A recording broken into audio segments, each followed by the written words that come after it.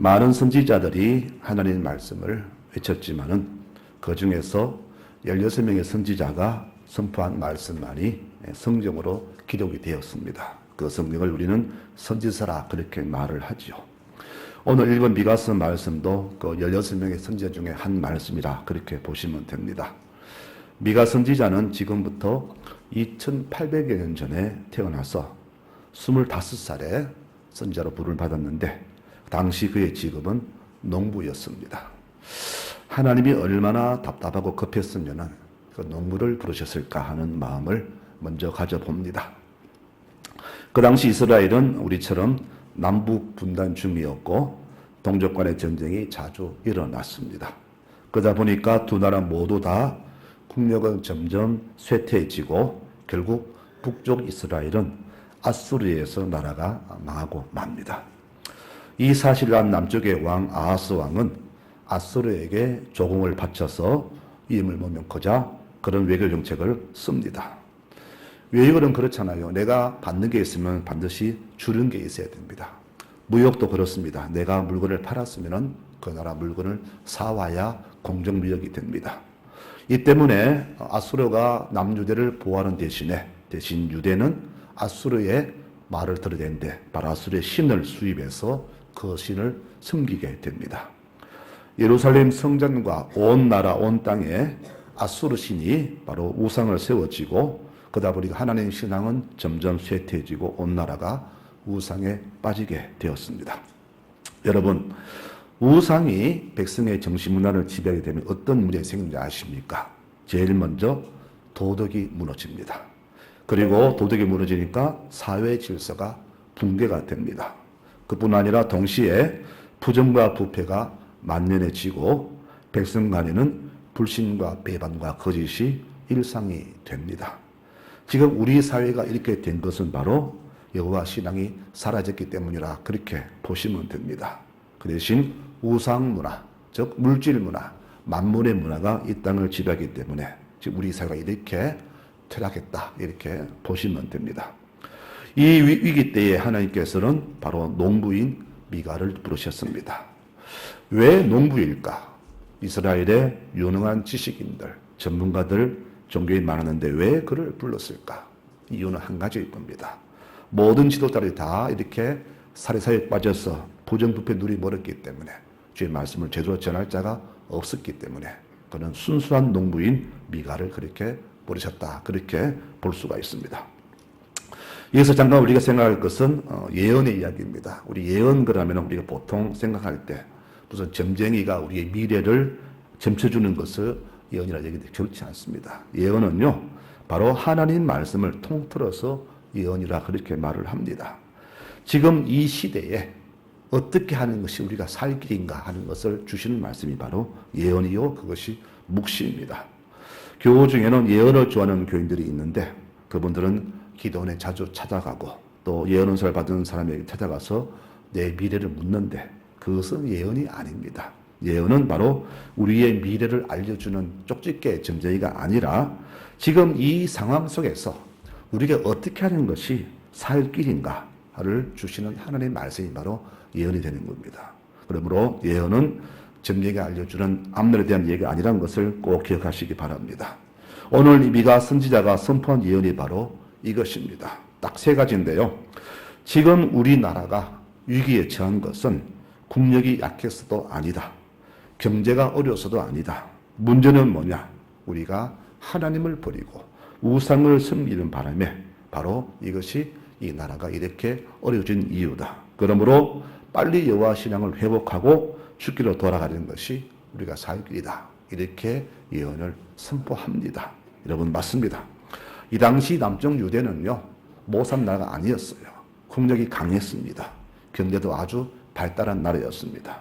그런데 왜 이렇게 나라가 이렇게 위기에 처해 있는가? 그것은 바로 이 미가 선지자 예언처럼 국가 지도자들과 정치 지도자들, 종교 지도자들의 부패가 주 원인이 된 것입니다. 윗물이 맑아야 아랫물이 맑은데 윗물이 흐르니까 아랫물은 당연히 지름탕이 되고 만 것이죠. 이들의 그 부정부패 때문에 온 나라 온 백성이 다 이렇게 부정부패에 빠지게 된 나라가 된 것입니다. 미가는 말합니다. 이렇게 우리나라가 하나님 신앙을 버렸기 때문에 이 나라가 문제가 생겼다는 것을 알았기 때문에 이렇게 고발을 합니다. 우리 이 말씀 중에 나오는 이야기인데요. 이 땅을 보니까 경건한 사람은 끊어졌고 정직한 자는 아무도 없다. 온 백성이 다 남을 헐뜯고 온갖 악행을 일삼으며 부지런히 악행을 일삼는구나. 지도자들과 재판관들은 뇌물을 받고 서로가 서로에게 도움이 되는 짓을 하는구나. 그러나 이들에게 하나님의 형벌이 곧 임할 것이다. 그렇습니다. 지도자의 부패는 곧 온 백성의 부패가 되었고 이 부패는 온 나라가 망할 징조가 된 것이죠. 이것을 본 미가 선지자가 외친 말이 여호와 신앙을 회복하자. 이렇게 오늘 열의 말씀했던 겁니다. 그래서 오늘 미가 선지자는 우리나라가 살기 위해서는 어떻게 되는가? 오늘 이렇게 세 가지를 선포하는데요. 바로 무엇보다도 우리 지도자들이 여호와께로 돌아와야 되고 이 백성 역시 주 앞에서 철저하게 회개해야 한다. 이것을 염두에 두면서 오늘 세 가지를 제시하는데 그 세 가지가 바로 오늘 읽은 말씀의 8절 말씀이 됩니다. 이 8절 말씀 속에서 우리가 행해야 할 우리 교우들이 지켜야 할 바로 세 가지 원칙, 세 가지를 말씀드리면 첫 번째가 뭐냐? 바로 우리 모든 교우들이 백성들이 정의를 실천하며 사는 것이라 그렇게 보시면 됩니다. 정의가 무엇일까? 다 사람마다 정의가 다릅니다. 어떤 사람은 힘이 정의다 이렇게 말하는데 정의는요 하나님이 세우신 그 표준에 나를 맞춰가는 것을 정의라 그렇게 말합니다. 기차는 선로를 벗어날 수는 달릴 수가 없잖아요. 그래서 기차가 선로에 있을 때 달려갈 수 있듯이 우리 성도들은 이 백성들은 하나님 말씀대로 사는 것이 바로 정의라 그렇게 우리가 정의를 내릴 수가 있습니다. 요즘은 이상하게 정의가 불의가 되었고 불의가 정의가 되었습니다. 과거에 발랐던 것들이 지금은 불의한 일이 되고 말았습니다. 사람들은 이제 불의를 보아도 그냥 눈을 감아버립니다. 그래서 정의가 사라지고 불의가 판을 치는 세상이 되고 만 것이죠. 그런데요, 시대마다 정의의 조건 다른데, 그럼 정의는 어떤 조건을 가져야 되는가? 오늘 잠깐 말씀드리면은 정의는 먼저 평등을 가져야 됩니다. 모든 사람은 다 기본권이 있고 다 모든 사람은 평등합니다. 지위 고하에 따라서 가진 자, 안 가진에 따라서 사람의 가치가 나눠지는 게 아니라 모든 사람은 남녀노소 지위 고와 상관없이 똑같은 평등한 존재라는 것이죠. 이 평등이 있을 때 바로 먼저 정의가 성립이 됩니다. 그 다음으로는 사람을 다스릴 때 이 무력을 버리는 겁니다. 무력 그러면 우리는 주로 군사력을 말하는데 이 땅의 재력 또 권력 또 다른 우월한 지위를 통해서 사람을 유린하고 인권 유린할 때 그것은 바로 정의가 성립되지 않습니다. 그래서 모든 사람은 평등한 권리가 있기 때문에 인간의 모든 이 무력들이 사람을 짓누를 때 그 정의는 무너지게 됩니다. 그리고 정의는 도덕성 회복과 가치가 변화될 때 정의를 할 수가 있습니다. 이게 무슨 말이냐? 지금 사회는 참 이상한 게 나와 생각이 다르면은 틀린다 그렇게 말합니다. 난 이렇게 말하는데 이렇게 말하면은 넌 틀렸다 이렇게 우리는 바로 판단해 버립니다. 그래서 나와 생각 다른 사람은 아예 모임에 끼지도 못하고 나와 어울리지 못합니다. 그 세상은 둘로 나눠졌죠. 끼리끼리 모입니다. 맞는 사람끼리. 이것이 바로 정의가 무너진 사회의 모습이 되겠죠. 그래서 나와 다르면 친구도 될 수 없고 동료 될 수 없는 그런 이상한 사회가 되었습니다. 지금 우리나라가 어떤지 아십니까? 바로 정치적으로는 동서로 나누어졌습니다. 영남과 호남으로 나누어졌고 또 이념적으로는 남과 북으로 나누어졌습니다. 더 나아가서 경제적으로는 아예 세대 간에 분열이 되고 말았습니다. 그래서 금수저라는 말이 등장했고 과거에는 개천에서도 용이 탄생했지만은 이제 그들은 절대 없는 그런 이상한 사회가 되고 말았습니다. 그러다 보니까 젊은 사람들이 절망 속에 살아갑니다. 모두가 포기합니다. 결혼도 포기, 직장도 포기, 꿈도 포기. 젊은 사람들이 왜 교회 안 오는지 아십니까? 모든 것을 잃어버렸기 때문에 어디 한 군데도 희망을 갖지 못했기 때문에 종교도 버리고 신앙도 버리고 교회도 버리게 된 겁니다. 이렇게 이 사회는 젊은 층들이 희망을 잃어버린 그런 사회가 되었습니다. 한마디로 정의가 사라진 그런 사회라는 것이죠.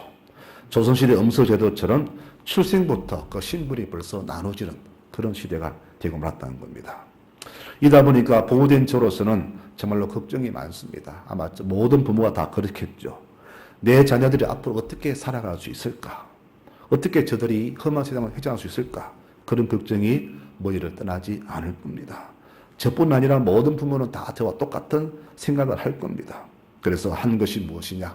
방안이 바로 될수록 재산을 많이 물려주는 것이 모든 부모의 공통된 특징이 되겠죠. 나는 안 쓰고 안 입고 아꼈어. 안 먹고 아껴서 자식에게 많이 물려주려고 합니다. 그러면 그나마 좀 안심이 되는지 그렇게 했지 모든 부모가 자식에게 될수록 물려주려고 그렇게 합니다. 여러분, 지금 상황 보면은요, 미가 선지자의 그 시대나 지금 우리 시대나 사실은 다를 게 하나도 없잖아요. 똑같습니다. 우리가 왜 지금 이 자리에서 2800년 전 이스라엘 상황을 우리가 들어대는가? 그 상황이 지금 우리가 상황과 똑같기 때문입니다. 그러면은 오늘 이 미가 선지자는 우리에게 이렇게 말합니다. 어떻게 하는 것이 우리가 살 수 있는 비결인가, 원인은 그 방법인가를 말하는데 첫 번째가 뭐냐? 바로 이 정의를 회복하는 것이 우리가 살기라 그렇게 말했습니다. 그래서 우리 무엇보다도 믿는 우리들이 바로 정의를 실천하며 살아가야 됩니다. 하나님의 말씀 위에 서서 믿는 자들이 믿음으로 바르게 살아간다면 이 세상은 분명히 놀랍게 조금씩 변해갈 것입니다. 울산 가면은 태화강에는 강이 있습니다. 이 강은요, 모든 공양의 폐수 때문에 죽은 강이 되었습니다. 모두가 절망이었는데 어느 시장이 지면서부터 이 강을 살리자 그렇게 했습니다. 그래서 모든 오염원인을 막고 물을 흘려드리면서 지금은 그 강이 살아났거든요. 그렇습니다. 우리가 볼 때 이 사회는 절망적이지만은 꼭 그것만 아닌 것은 우리 교회가 먼저 믿는 자가 먼저 말씀대로 살아갈 때 이 땅의 정의는 다시금 회복될 것이다. 저는 그렇게 믿습니다. 이렇게 정의가 회복되어야 이 나라가 사는 겁니다. 여러분, 나만 사는 것이 아니라 내 후손도 살고 이 나라 모두가 사는 것입니다. 아버지의 조건은 첫 번째 이겁니다. 너희가 먼저 정의로운 사회를 구축하여라. 이것이 첫 번째 원인입니다. 두 번째 하나님 원하시는 것은 뭐냐? 인자를 사랑하라. 그렇게 말했습니다. 인자가 무엇인가? 바로 은혜를 말합니다. 은혜가 무엇인가요? 아무 조건 없이 베푸는 사랑을 은혜라 그럽니다. 인자를 사랑하는 말은 무엇이냐? 사람을 사랑할 때 조건 없이 모두를 그렇게 사랑하라. 그런 말입니다. 우리는 사람을 좋아할 때 다 좋아하지 않죠. 내가 좋아하는 사람만 사랑하잖아요. 내가 좋아하는 사람, 또 내게 이익이 되는 사람, 나와 친한 사람, 나 뜻이 맞는 사람만 우리가 사랑합니다. 그래서 내 가족만 사랑하고 내 자녀만 사랑하고 친척을 사랑하고 이런 사랑합니다. 그런데요, 이런 사랑은 누구나 다 하는 사랑이잖아요. 이 땅 모두가 다 그렇게 사랑합니다. 하나님 말씀하신 인자 사랑은 그런 사랑이 아닙니다. 모두를 다 사랑하는 겁니다. 마태복음 5장 46절 말씀하시기를 너희가 너희를 사랑하는 사람만 사랑하면 무슨 상이 있겠느냐? 세리도 이같이 아니하느냐?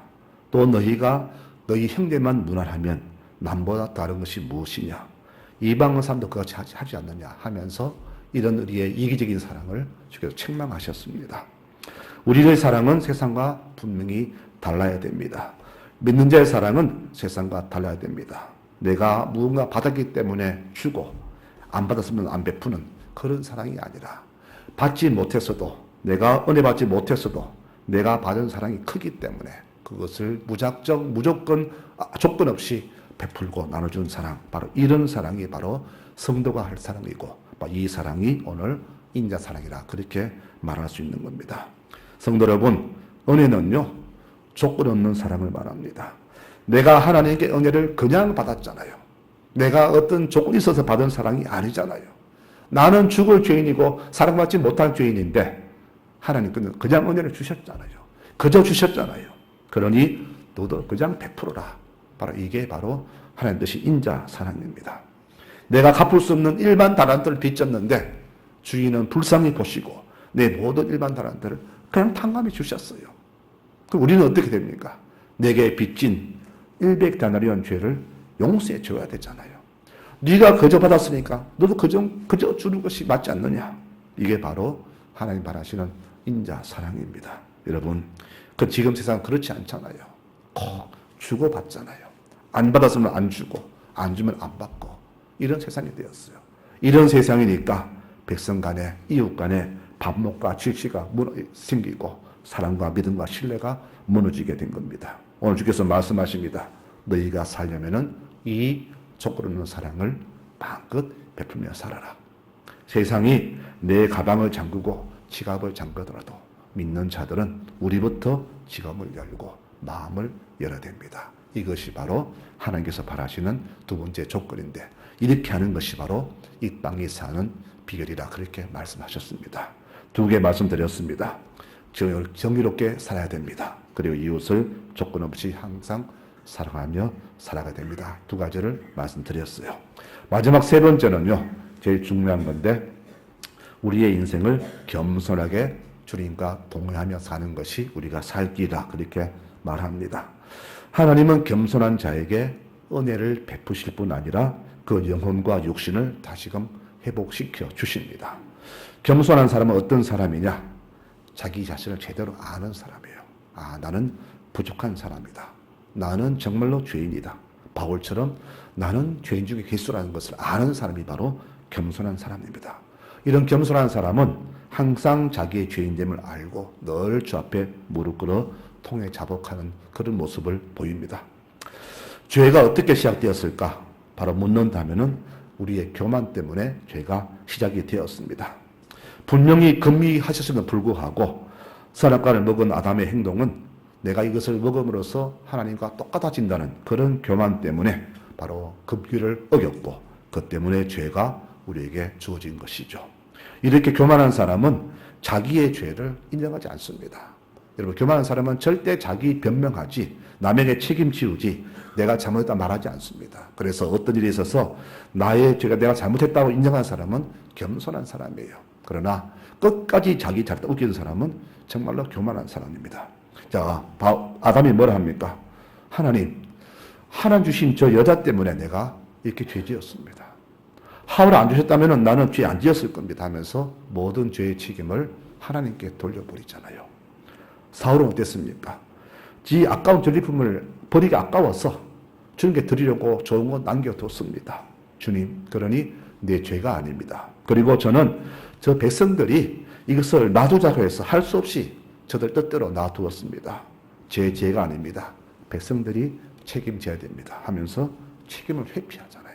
또 죄를 전가하잖아요. 이렇게 교만한 사람은 변명뿐 아니라 자기 자신을 스스로 높이고 자기 영광만을 추구하게 됩니다. 이런 사람은 주와 평생 동행할 수가 없습니다. 하지만 겸손한 사람은 자기를 희생하고 남을 섬기며 오직 하나님께 영광을 돌리며 사는 사람이 겸손한 모습입니다. 이런 사람에게 주님께서는 은혜를 베푸시고 교만한 자는 패망케 하시는 것이 제 뜻이라 말씀하셨습니다. 잠언 16장 5절에 말씀하기를 여호와는 교만한 자를 미워하시니 그런 자가 어찌 벌을 받지 않겠느냐. 야고보서 4장 6절에는 여호와는 교만한 자를 물리치시고 겸손한 자에게는 은혜를 베푸신다. 그렇게 말씀하십니다. 성도 여러분, 교만은 패망의 지름길입니다.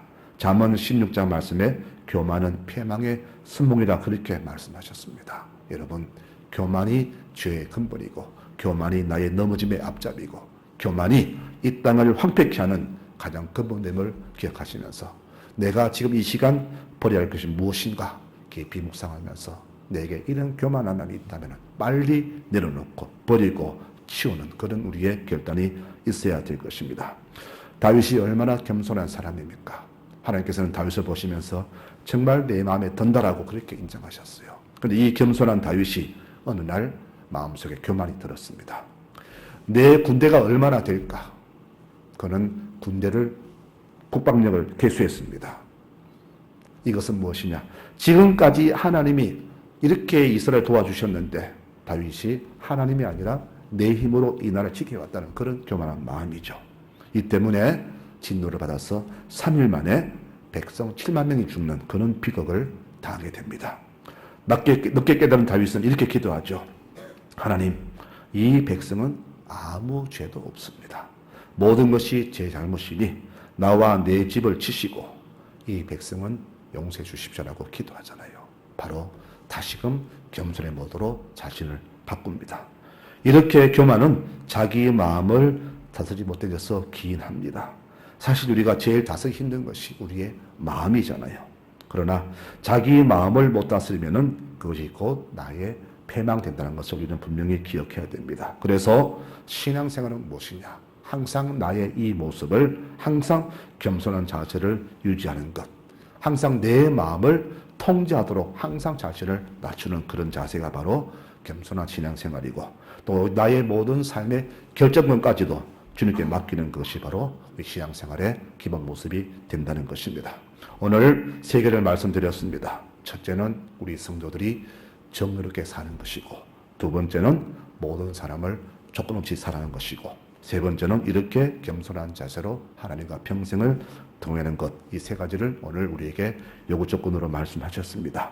그럼 오늘 이렇게 주와 동행 그랬는데 그럼 동행이 뭔가? 동행은 뭡니까? 같이 가는 겁니다. 즉 하나님을 내 인생의 주인으로 섬기며 같이 가는 것이 주와 동행하는 겁니다. 이렇게 위해서는 철저한 주종 관계가 되어야 되겠죠.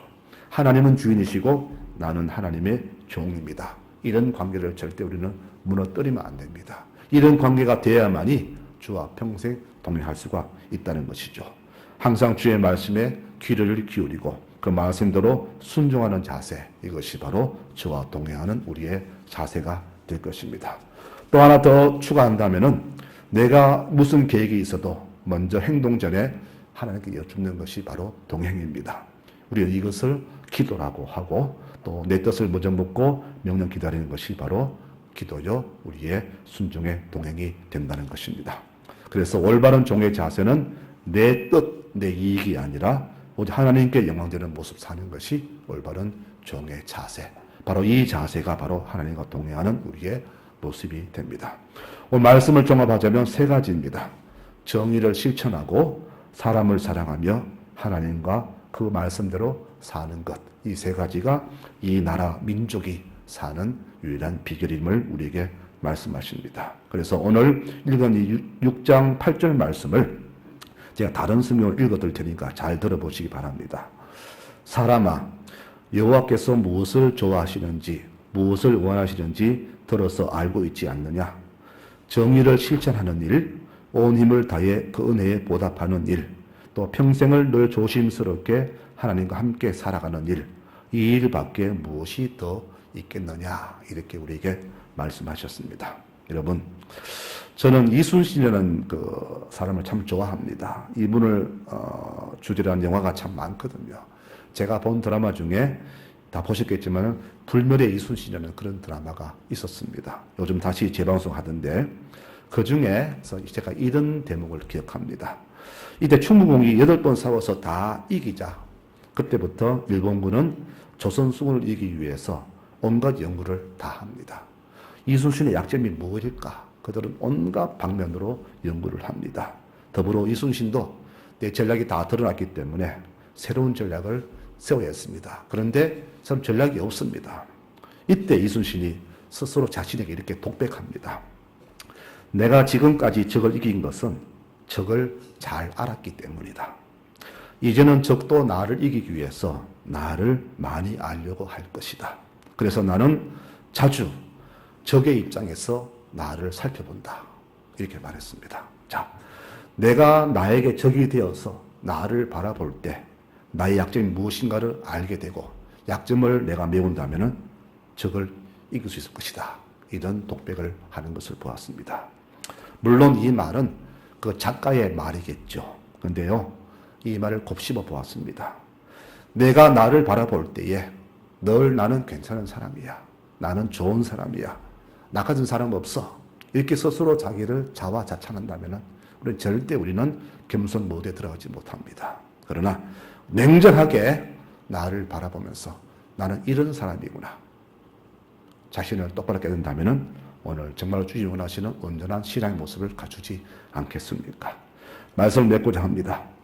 바리새인처럼 자기는 무조건 어렵고 타인은 무조건 죄인이라는 그런 근래 속에 있게 되면은 자신도 모르게 우리는 늘 외식하는 자가 되고 말 것입니다. 지금 이스라엘이 하나님의 진노 속에 있게 된 이유도 바로 이런 의식 때문입니다. 나는 다른데 너는 왜 바르게 살지 못하느냐. 개가 옆으로 걸으면서 나는 바로 걷는데 너는 왜 옆으로 걷느냐 하는 건 똑같은 것이죠. 여러분, 그런 겁니다. 우리는 지금까지 주님의 뜻이 무엇인가를 많이 들었잖아요. 수 없는 말씀들을 많이 들어서 잘 알고 있습니다. 그런데 왜 우리는 그 말씀대로 살지 않고 그 방향대로 가지 않고 있는지요? 이유가 뭘까요? 바로 나의 교만 때문이 아니겠습니까? 이렇게 나 자신을 늘 나에게 적의 입장에서 바라본다면은, 그래서 나의 부족한 점, 고쳐야 할 점, 말씀대로 살지 않는 점을 내가 파악한다면은 정말로 신령한 신앙의 자리에 서게 될 것을 저는 분명히 믿습니다. 오늘 이것이 바로 하나님 주신 우리의 마지막 말씀이 될 것입니다. 성도 여러분, 정말 우리는 신앙인답게 이 땅에서 부끄럽지 않은 모습으로 살아가야 됩니다. 우리는 신앙인입니다. 하나님 믿는 사람들이에요. 하나님 믿는 사람은 세상과 다르게 살아야 됩니다. 우상 섬기는 사람과 달라야 됩니다. 만몬신을 섬기는 사람과 달라야 됩니다. 물질을 좋아하고 명예를 좋아하는 사람과 다르게 살아야 됩니다. 그 방면은 바로 내 마음속에 이렇게 세 가지 결단이 서야만이 다르게 살아갈 수가 있다는 것이죠. 주 앞에서 숨기고 감추고 변명하는 비겁한 자가 아니라 이 모습에도 다 드러내고 나의 부족함을 알으면서 더불어 정의롭고 인자하게 주의 뜻을 구하는 자, 이것이 바로 하나님 사람 된 자의 모습이 아니겠습니까? 여러분, 이 시간 분명히 부탁을 드립니다. 주 앞에서 솔직한 자로 서시기를 원하고 나의 모습을 다 알려드리면서 나의 모습을 주께 구하는 여러분들 되시기를 바랍니다. 그래야 우리가 삽니다. 교회가 자꾸 점점 힘을 잃어가고 있습니다. 교회가 언제 가장 힘이 세었을까요?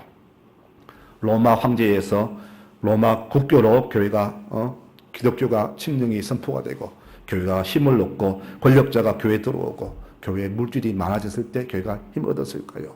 아닙니다.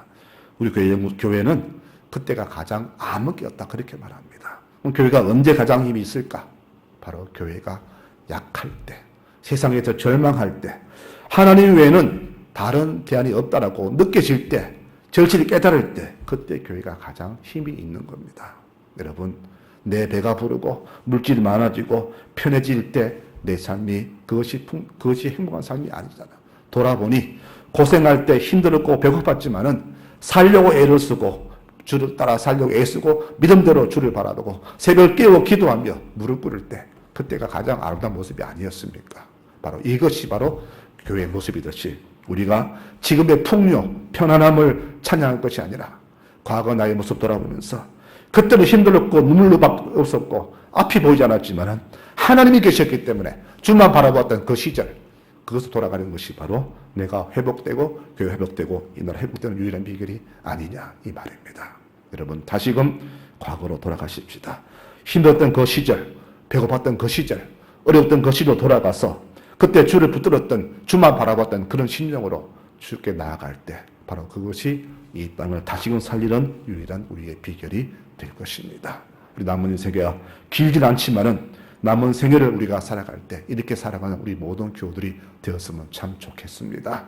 정의롭게 살아가고 모든 사람을 사랑하고 안아주고 주와 평생 동행하는 그런 모습, 이것이 바로 이 나라 민족 우리가 사는 유일한 비결임을 명심하시면서 이렇게 믿음으로 살아가시는 송라지교회 모든 교우들이 되시기를 간절히 축원합니다. 아멘.